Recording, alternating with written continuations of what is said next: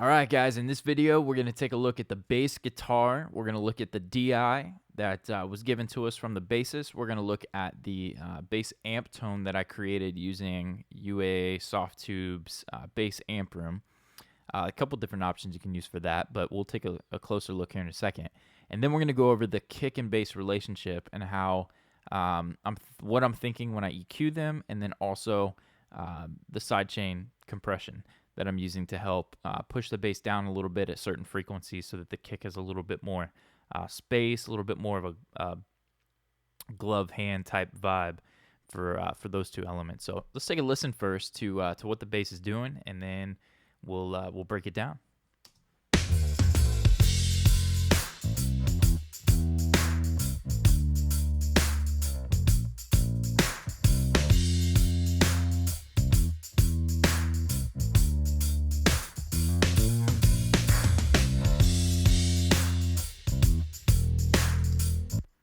Very cool.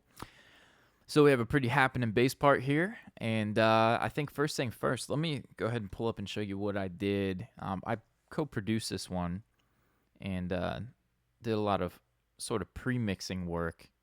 The bass, in this case, is no exception. Let me solo that and send it out to the low end. And then I'm going to pull open and show you pretty much the quick view of what I would do in a typical situation for bass. Let's go actually down here to Universal Audio, bass amp room,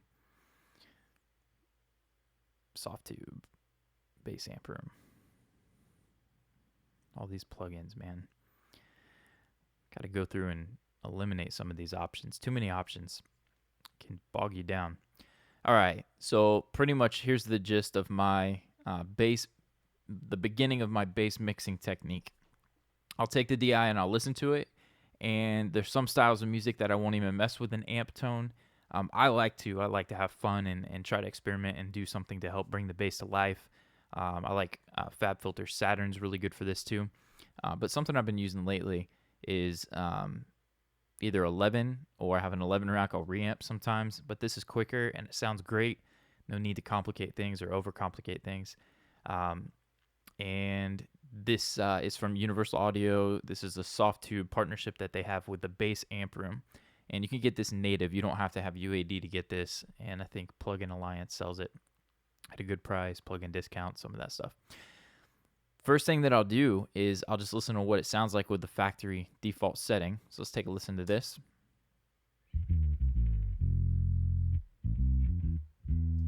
Cool. Remember what the DI sounds like.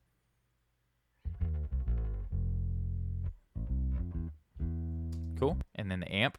And then what I'm going to do is I'm just going to cycle through some of these presets. And I'm going to just take a listen. I know I've been using this quite a bit, so I know a few that I like off the top of my head. But it'll be cool to just kind of sift through these a little bit and see what we hear.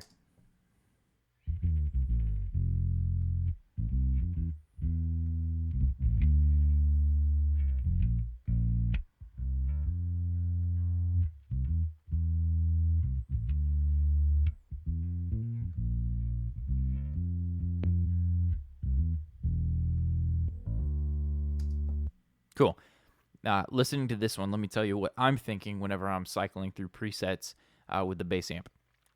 I'm typically going to roll off the subs of the bass amp. I'm going to let the DI be the foundation. The clean subs of the DI be the low end in the track. And usually anywhere from 100, 200, 300, I'm just going to take all that out of the bass amp. And I'm going to let the mid-range character be what I take for the amp room from the amp room plugin in this case, but from the bass amp. And that's what I'm going to use to blend in with the DI to give the bass character. I don't want to have subs in the bass DI and subs in the bass amp. You could, and you can check for phase and do all that. We're still going to check for phase even though we're not going to keep the subs. But typically I'll remove the subs from the bass amp and allow that to be just a character taste decision to blend up to fit the track and give it a little bit extra mid-range. I keep saying it, but mid-range character is essentially all I'm going for there. And that preset right there popped for me and helped me to hear that. So I don't even know which one I used in the song. I can't even remember. It's all to taste, trial and error, fly by the seat of my pants a lot of times. But let's listen to that one more time, and then we're going to blend in the DI.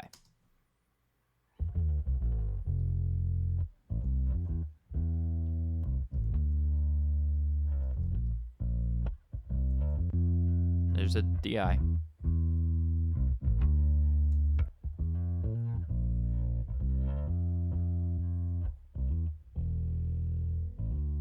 You have to break up a little bit. So that's cool.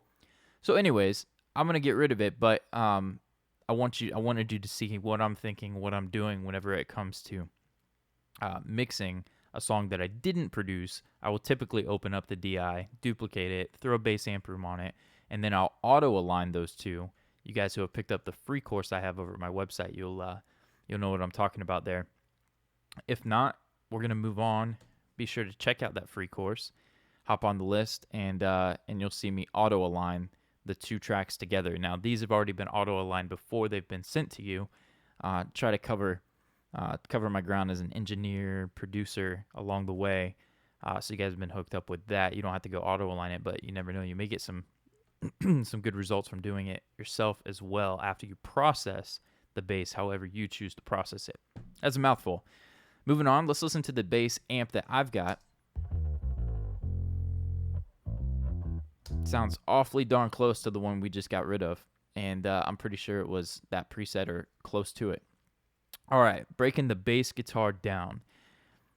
The first step after creating a bass amp, I will go in and I will take a look at the bass guitar and say, hey, was this tracked with compression? What have I been given? Have I been given a bass guitar that was simply plugged into an inbox and shipped off to me, or have I been given a bass that was plugged into an Avalon or Neve Pre or something, and it's got some compression going on? Have they used compression? Did they go through an LA2A? Blah, blah, blah, blah, blah. I'm going to listen, and I'm going to try to figure out the source of the recording and just listen to what the bass is giving me right out of the gate.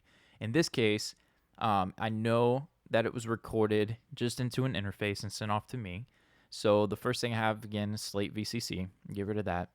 Or I just pick the SSL yet again. Sometimes I'll use the VCC and I'll pick one of the others to see what the character's like for that particular instrument. But for time's sake, I usually just move on.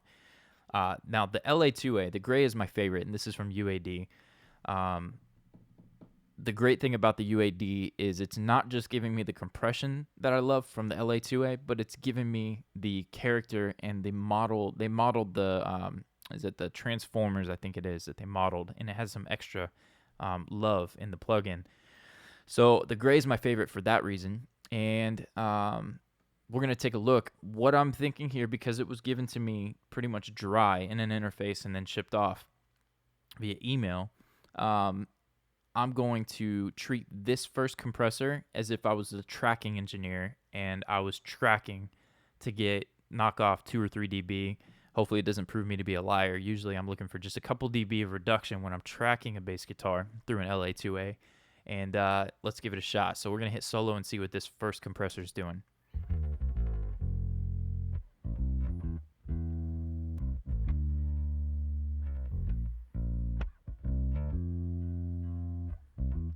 Let's bypass it.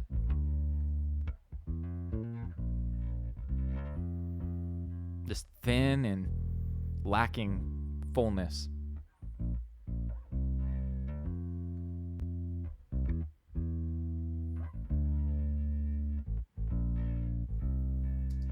Yeah, so I don't mean this to be a commercial for UAD, but that sounds awesome, and I love what that's doing. So that, just so you know my mindset, I'm thinking tracking engineer, how can I take that bass and get it up to par with what I may do if I were the one that recorded it.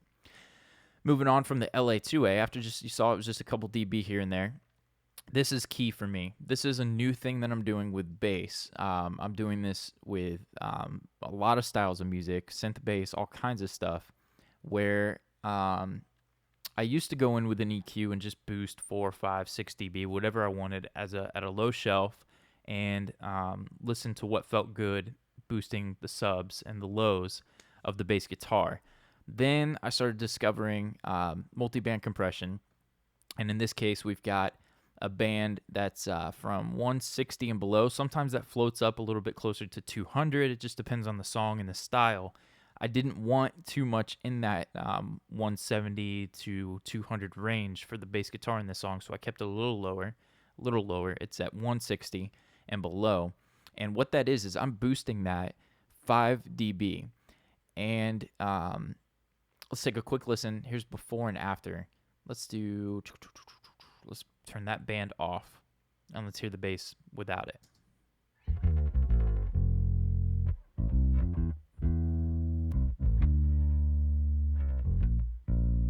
And then with it.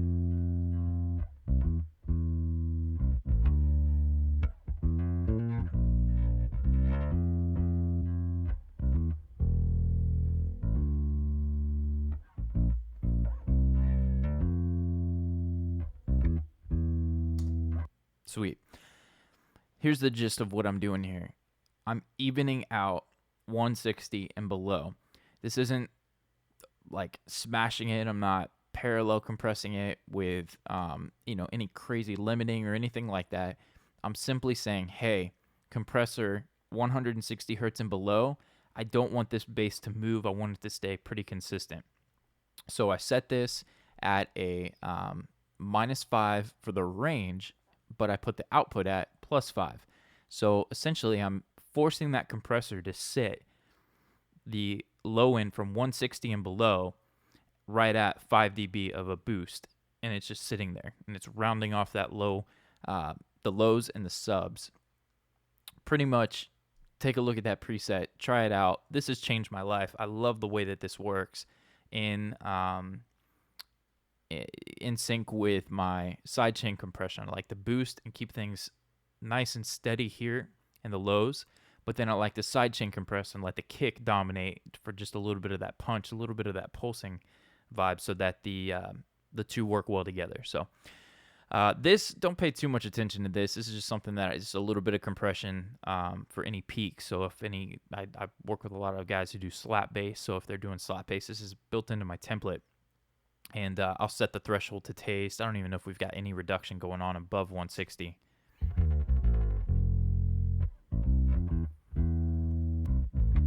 And what would it sound like if we did? I'm going to dial in the threshold, and we'll see what it sounds like if I do compress the top end.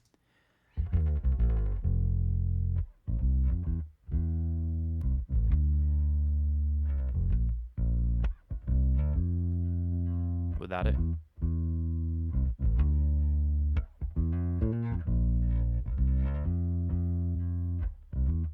Cool. So you can see we're pushing it down. It changes the tone quite a bit, the character.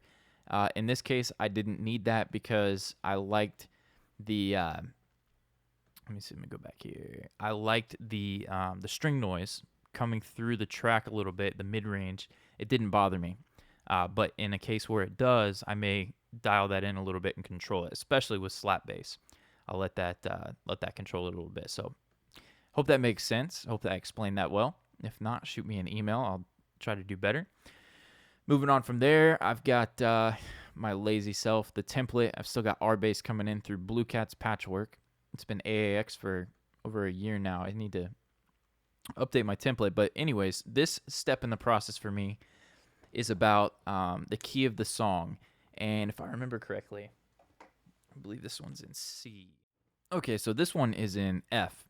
And very basic technique here. I'm going to come over to my trusty iPhone 6 and Apple fanboy, and we're going to pull open the app called Producer Tools. Producer Tools, if I remember, it was free, and there's a frequency translator, and this has come in handy for me going through it's been a while since I've gone through my music theory stuff, but this helps to go to let's see, we'll go to the fundamental frequency for F. We've got octave 1 would be 43.65 hertz, octave 2 87.31 hertz. Those are the sub octave frequencies that are in the key of this song. So for F, looks like here 87. Our bass doesn't work with decimals, so I've plugged in 87. Sometimes I move that around a little bit to taste, but In this case, I nailed it. Worked out great. I'm going to show you the before and after of our bass.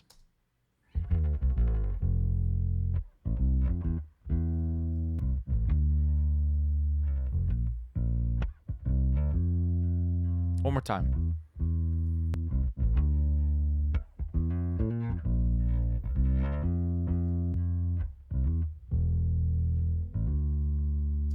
So it changes the um, the the uh, the feel of that bass pretty dramatically. And what I will do is I'll pull that intensity all the way down, and then I'll slide it up maybe a little bit at a time, just kind of throw it with my trackpad here, and I'll listen for when it starts to have the fullness that I want, and I'll do that in the track. So with all the mixing, all of the mix in, nothing muted, I will pull up the fullness of using our bass, the intensity there. Stumbling on my words a little bit, sorry guys. And that's where I'm gonna reference back and forth between the reference track, Tony Maserati's mix in this case, and I'm going to check my mix and my fullness against his. It's a great technique and it works really, really well. So that's the basic gist of our bass. Pretty sweet that it can do what it does. Pretty neat plug. Then I've got the Pro MB for our sidechain compression. We'll get back to that in a second. And then we've got a FabFilter Pro Q2, and this is simply cutting off everything below 20 hertz, super steep. Just make sure nothing gets by. Sometime that I raise that up 30, 40, 50. It just depends on the song. In this case, it was just to clean up the mess.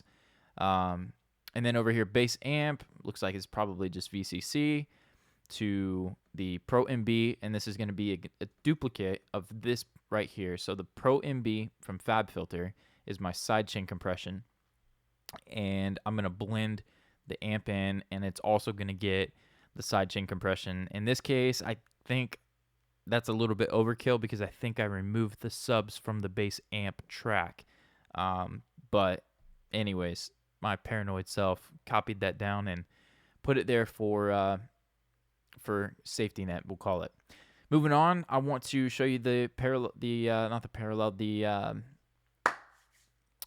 kick sidechain. Here we go. Let's go up here to the kick. You'll see we've got a sub kick and the regular kick, the live kick that we'll call it.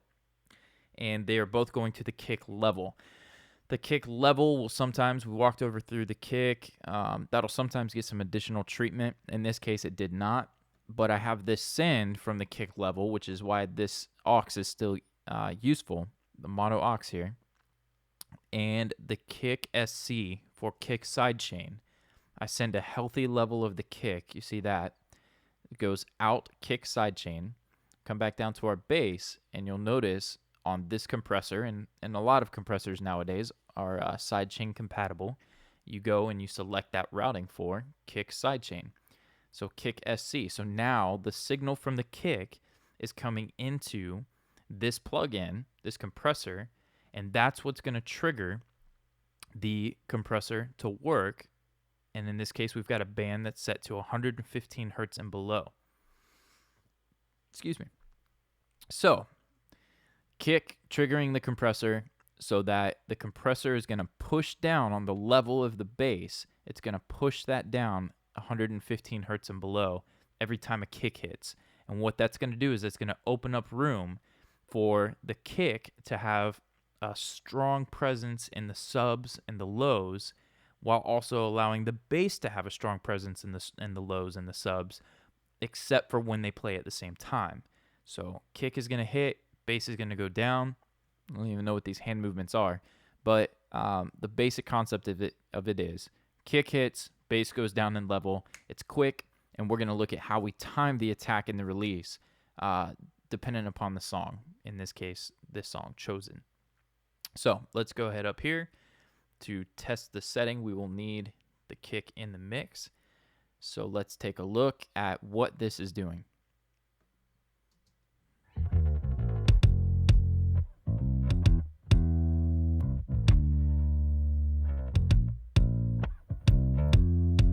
Cool. Now let's take a closer dive. This right here, this signal, this will be controlling how much goes in. Watch what happens when I drop the kick sidechain. we get nothing, right? Watch when I bring it in.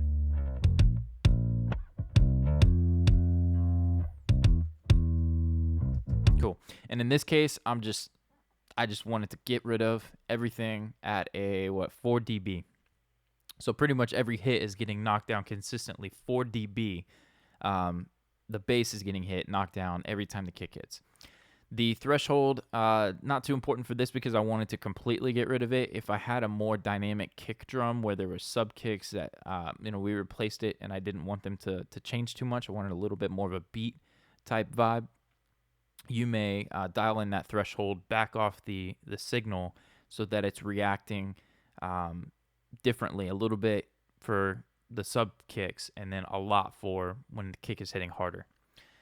Moving on from that, let's look at the attack and release. I've got this set to where it hits almost instantaneously. I want to make sure that whenever that kick hits, that the bass gets out of the way really, really quick, and I want it to come back really quick.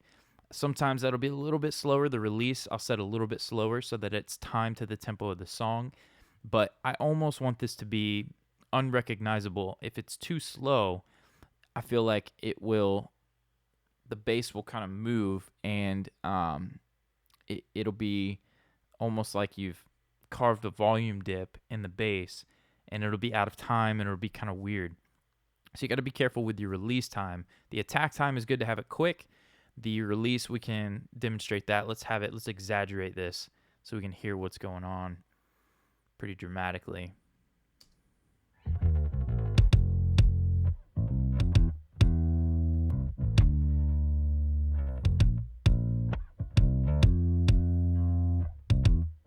Now if we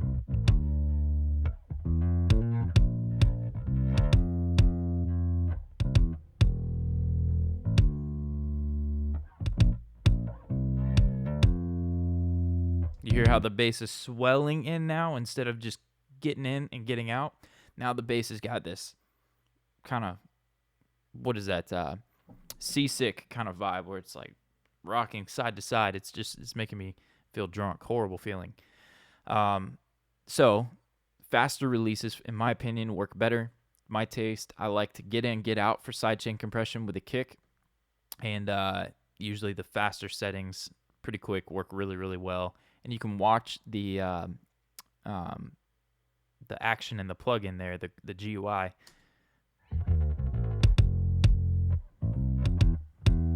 So that's really quick.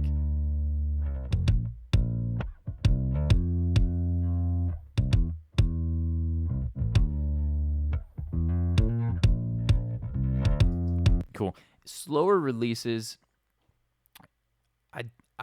I almost don't want it to be recognizable that the bass is coming back in.